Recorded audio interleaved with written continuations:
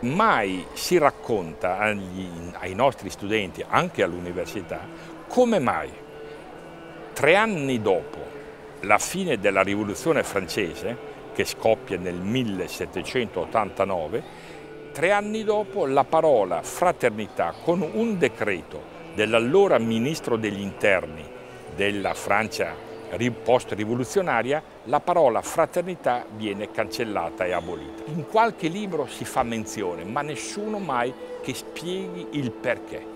In altre parole, perché dopo che i rivoluzionari francesi svolgono la loro rivoluzione in nome della liberté, égalité e fraternité, 3 anni dopo aboliscono questo termine?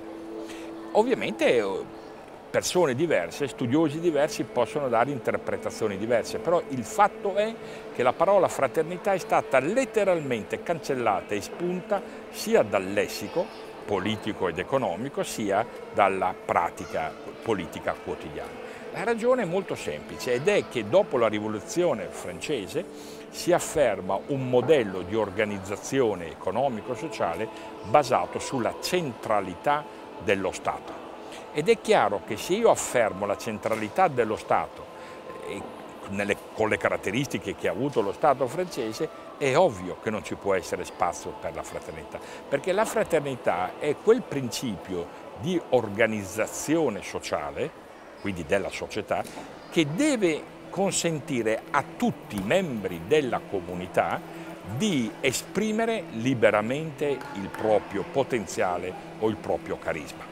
Questo vuol dire fraternità, cioè vuol dire nella società fraterna io devo poter esprimere in maniera acconcia alle mie caratteristiche le cose in cui credo.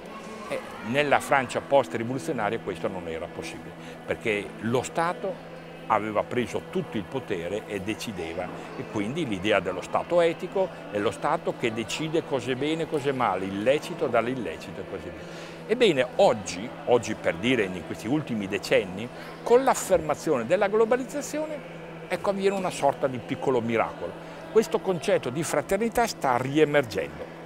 Sta riemergendo perché la globalizzazione ha dimediato, cioè demezzato, i poteri dello Stato nazionale. Lo vediamo molto bene anche in Francia, che è sempre stato un paese caratterizzato da uno Stato accentratore, centrale e accentratore molto forte. E quindi questa diminuzione dei poteri dello Stato centrale in parallelo ha fatto in qualche modo riemergere il principio di fraternità. Il principio di fraternità, quando noi lo andiamo ad applicare sul piano economico e politico, diventa la sussidiarietà di cui si diceva prima. Ecco perché mai come in questi ultimi anni si parla di sussidiarietà. L'Europa, l'Unione Europea l'ha messa nella propria Costituzione, nel proprio trattato, prima nella Costituzione poi, gli stessi americani la sussidiarietà l'hanno sempre applicata e non perdono occasione per ribadirla e così via. Bisogna capire questi fenomeni perché a questo punto ci pone la domanda: quale modello di sussidiarietà? Non basta dire vogliamo la sussidiarietà